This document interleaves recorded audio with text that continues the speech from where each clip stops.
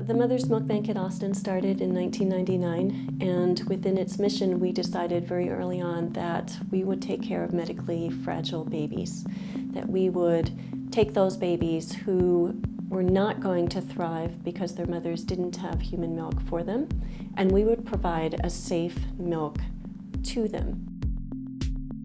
Our job is to make sure that these babies thrive. They thrive and grow and become big people. And since they're born small, and they're born a fair amount of time before they were supposed to, there is a lot of development not only of their lungs, not only of their intestines, but also of their brain that occurs from the periods when they should still be inside the womb. It's a frightening experience for parents, and sometimes mothers after giving birth to a preemie aren't in very good health themselves, and it can be difficult for them to produce the milk that their baby needs. He came 10 weeks early, and we were really knocked off our feet. Our picture-perfect pregnancy just really quickly turned into a nightmare. At the time, I mean, we were completely helpless. I wasn't producing milk for him. There was nothing we could do but stand outside of an incubator and stare at him. Isaac was born 12 weeks early, so he was born at 28 weeks.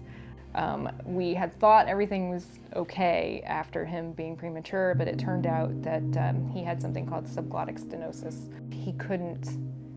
He basically couldn't breathe. If he got sick, his airway just closed off. And while we were in the hospital going through all that, my milk was decimated. Like, I was pumping and I was trying so hard to nurse, but my supply was shot.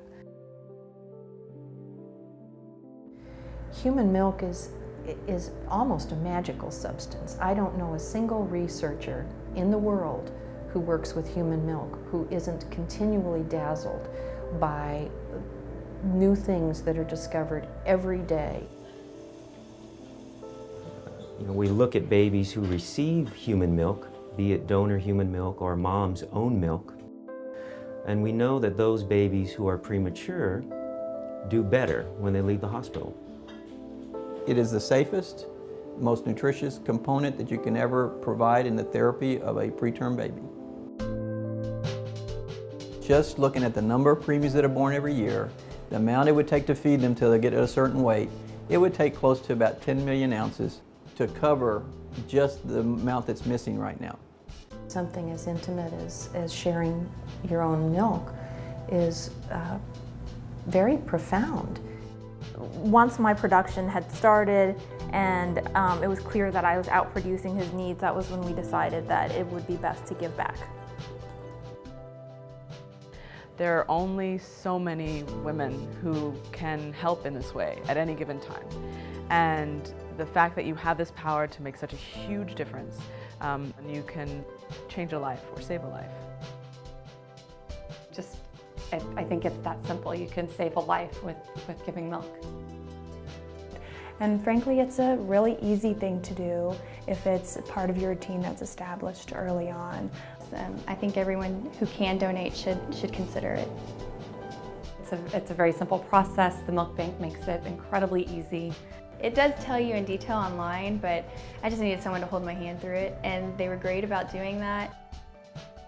When I got my plaque showing how many ounces I actually donated, 2,372 ounces is unbelievable. So that became my fondest memory, and it was also kind of like my grand finale. So.